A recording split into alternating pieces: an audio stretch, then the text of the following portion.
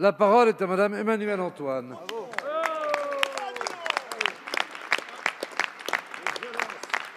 Merci, Monsieur le Président. Monsieur le Premier ministre, cette semaine, les villes de Romans-sur-Isère et de Valence dans la Drôme ont connu plusieurs nuits de violence urbaine. Depuis le début de l'année, de tels faits pourtant graves ont tendance à se multiplier dans la Drôme et partout en France. Des coups de feu ont même été échangés sur la voie publique entre bandes rivales. Une énième manifestation d'une actualité qui nous est insupportable. Nous éprouvons tous une grande lassitude vis-à-vis de cette délinquance et de ces incivilités qui meurtrissent notre vivre ensemble. Nos aspirations légitimes au calme sont sans cesse brisées, avec de nouveau des scènes de violence urbaine, de nouveau un sentiment d'insécurité et de nouveau une situation qui vous échappe. Au-delà des graves troubles subis par nos concitoyens, les forces de l'ordre ont essuyé jets de pierre, tirs de mortier d'artifice. Et dans de trop nombreux quartiers, les services de secours ne peuvent plus intervenir sans protection policière, sans se faire attaquer. Ce sont d'ailleurs des guet-apens à l'encontre des sapeurs-pompiers sous escorte policière qui constituent le point de départ des violences de cette semaine. Mais où est donc passée l'autorité de l'État? Alors que nous déplorions la violence dont nos forces de l'ordre font l'objet, suite à l'assassinat de Stéphanie Monfermé, il est temps de réagir face à cette réalité quotidienne intolérable. Ces bandes qui n'hésitent pas à prendre à partie nos forces de l'ordre sont un phénomène que votre gouvernement semble incapable d'enrayer. Et vous avez beau jeu de vous parer de vos nouveaux habits sécuritaires. Mais les Français ne se laisseront pas abuser par un tel déguisement.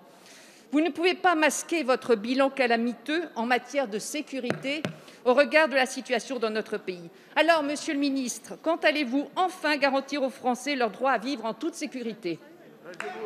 Merci, chers collègues. La parole est à Monsieur Gérald Darmanin, ministre de l'Intérieur.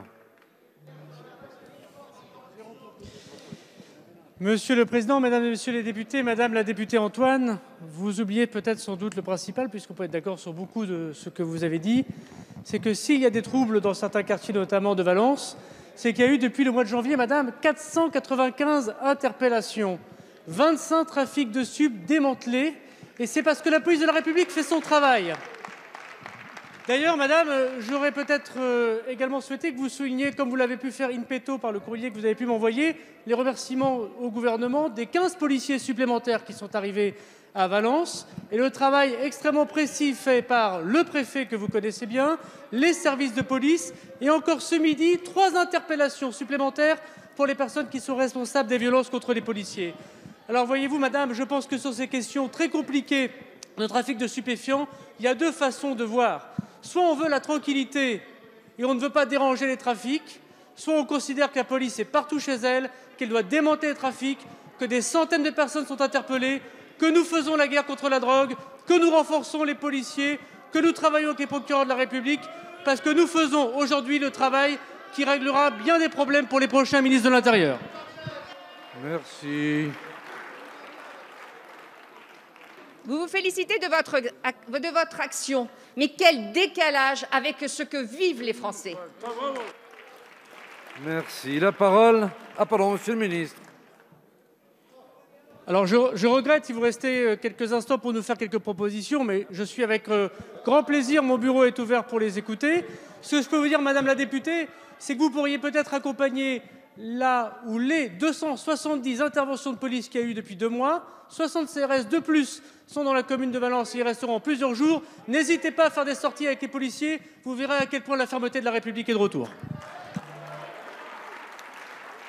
Merci, Monsieur le ministre.